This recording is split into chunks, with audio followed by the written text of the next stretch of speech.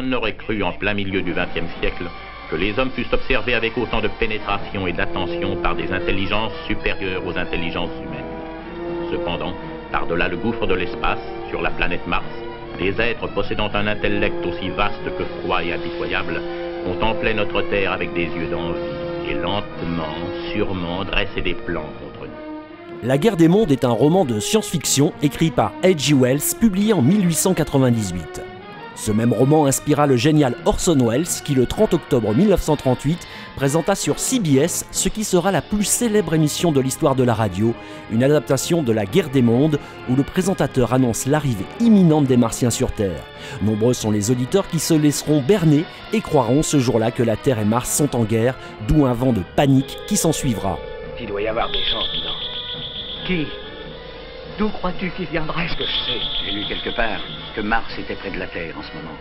La guerre des mondes a été adaptée au cinéma grâce à principalement 2 longs métrages, celui de Steven Spielberg en 2005 et celui qui nous intéresse aujourd'hui, réalisé par Byron Haskin en 1953.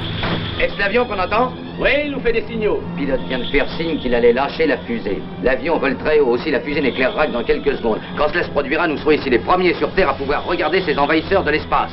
Une énorme météorite tombe sur la Californie. Clayton Forrester, un scientifique, est appelé en urgence. Le physicien réfute la théorie du phénomène naturel et présume qu'il s'agit d'un engin spatial, probablement originaire de la planète Mars. D'autres objets similaires tombent un peu partout sur la Terre. Des êtres d'un autre monde. Bientôt, la panique s'installe et des millions de personnes se lancent sur les routes pour fuir dans le chaos le plus total.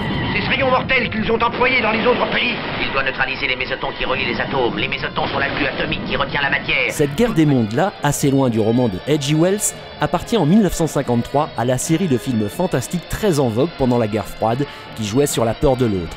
Lorsque le dernier bellinogramme de Paris parvint au cabinet français replié à Strasbourg, celui-ci eut l'idée d'utiliser des avions ultra rapides comme courrier. Enfin, si La guerre des mondes fut l'un des premiers ouvrages de science-fiction, mais aussi l'un des premiers romans à aborder le thème de l'invasion extraterrestre, ce thème allait par la suite inspirer bon nombre de cinéastes, parmi lesquels Roland Emmerich pour Independence Day, Tim Burton pour Mars Attack, et bien sûr Steven Spielberg pour E.T. l'extraterrestre et Rencontre du troisième type.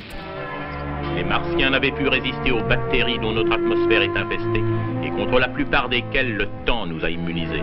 Dès qu'ils eurent respiré notre air, ces bactéries commencèrent à les tuer et leur fin survint rapidement.